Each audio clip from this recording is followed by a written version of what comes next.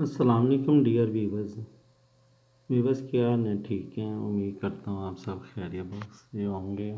आप देख रहे हैं Sarfaraz Munir SM Sarfaraz Munir test and technique YouTube channel. आज की वीडियो का टॉपिक है कंप्यूटर के साथ, लैपटॉप के साथ आप किस तरह से ऑटोमेटिक जनरेटर को चला सकते हैं, इसकी ऑटो की कॉन्फ़िगर कैसे कर सकते हैं। कुछ दोस्तों ने मेरे से सवाल किया कि सर हमें प्लीज़ ऑटो के साथ लैपटॉप की सेटिंग बता दें कि वो किस तरह से होगी। तो मैं ये दो विंडो ना आपके सामने से ओपन की हैं। ये देखें, ये दो विंडो है हमारी, जिसमें एक पे सेटिंग मैंने कर दी है वापडा के साथ कि हमारी वापडा जाए तो जनरेटर ऑटोमेटिक स्टार्ट हो जाए, वापडा आए जनरेटर ऑटोमेटिक बंद हो जाए। दूसरी मैंने कर दी है कि अगर हमारी वापडा अवेलेबल नहीं है, हमने जनरेटर को रिमोट स्टार्ट के ज़रिए से चलाना है, तो वो किस तरह से हमने उसको हैंडल करना है। तो आए हम पहले एक विंडो पे चलते हैं।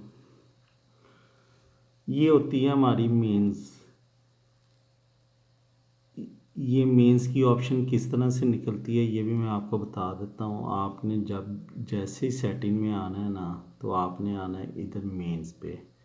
चाहे आपका कोई भी मॉड्यूल है, 60-20 है, 73-20 है, 45-20 है, किसी भी मॉड्यूल की आपने ऑटो की एडजस्टमेंट करनी है, ऑटोमेटिक जनरेटर की सेटिंग करनी है, AMF की सेटिंग करनी है, तो आपने ये जो मेंस है ये वाली, यहाँ पे आपने आना है। तो ये आपकी सेटिंग ओपन हो जाएगी। नीचे ये मेंस के अलार्म भी हैं, ये सारे आपके एक्टिव हो जाएंगे। अच्छा, ये तो आपने देख लिया है कि ये हमारी मेंस की सारी सेटिंग्स हैं। ये हमारी मेंस की ऑप्शन है। ये जो आप दो राइट क्लिक देख रहे हैं, ये आप बंद करेंगे तो ये आपकी मेंस डीएक्टिव हो जाएगी। ये आपका ऑटो ख़त्म हो जाएगा। जब आपने यहाँ से ये भी सारी ब्लैंक हो जाएंगी, ये देखें, ये सारी सेटिंग ब्लैंक हो जाएगी। इसका मतलब आपकी वापडा पीछे से बंद है। आ भी रही होगी तो आपका मॉड्यूल उसको एडजस्ट नहीं करेगा। जब आप यहाँ से क्लिक करेंगे तो फिर आपके ये सारे अलार्म्स वापडा के ऑपरेट हो जाएंगे। दूसरा आपने जाना होता है इनपुट पे कंप्यूटर की। ये जो आप देख रहे हैं डिजिटल इनपुट, मैं एनालॉग इनपुट की बात नहीं कर रहा। एनालॉग इनपुट में ये आपके आ जाते हैं ऑयल प्रेशर सेंसर्स वगैरह।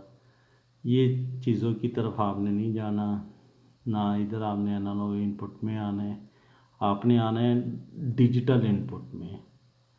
ये डिजिटल इनपुट आपने सिर्फ अपने oil pressure switch, coolant temperature switch, whatsoever जो भी आपने एडजस्ट करना है यहाँ पे आप कर सकते हैं।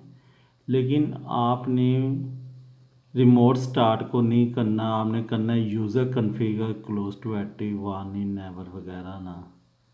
किसी भी जगह पे आपने रिमोट स्टार्ट नहीं डालना। जो आपने इनपुट यूज़ करनी है वो आप कर सकते हैं, किसी भी इनपुट पे कर सकते हैं। बाकी को आपने सबको आर्मिंग में जाके नेवर कर देना है।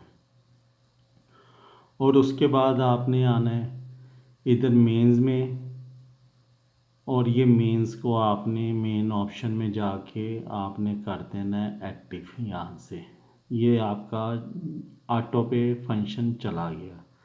अब ये विंडो को हम आ जाते हैं दूसरी विंडो पे, ये वाली पे।